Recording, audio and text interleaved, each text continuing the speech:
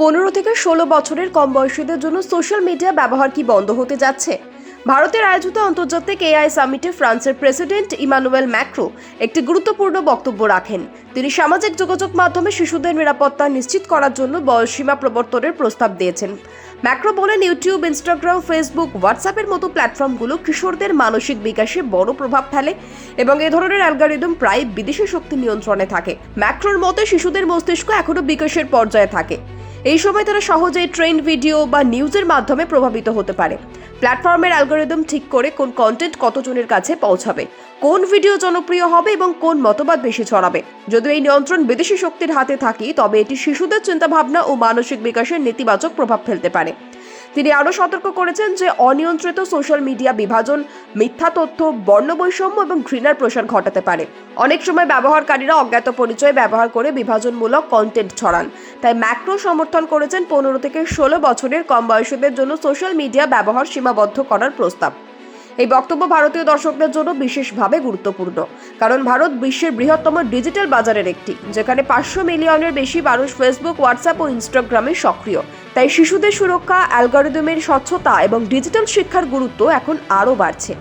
AI সামিটে আলোচনার মূল বিষয় ছিল কিভাবে সোশ্যাল মিডিয়ার অ্যালগরিদম মানুষের মতামত, আচরণ এবং সামাজিক মনোভাবকে প্রভাবিত করে।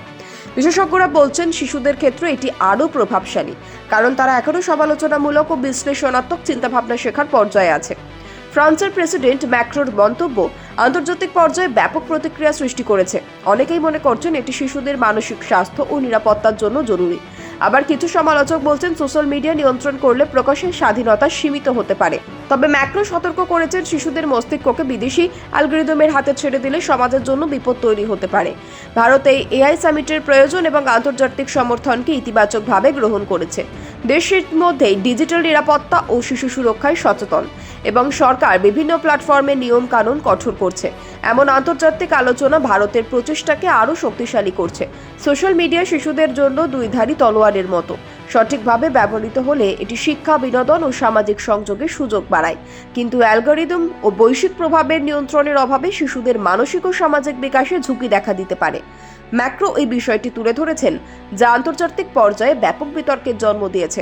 শেষ পর্যন্ত শিশুদের নিরাপত্তা নিশ্চিত করতে যে 3টি পদক্ষেপ গুরুত্বপূর্ণ তাদের জন্য উপযুক্ত বয়সসীমা নির্ধারণ, কন্টেন্ট নিয়ন্ত্রণ ও অ্যালগরিদমের স্বচ্ছতা।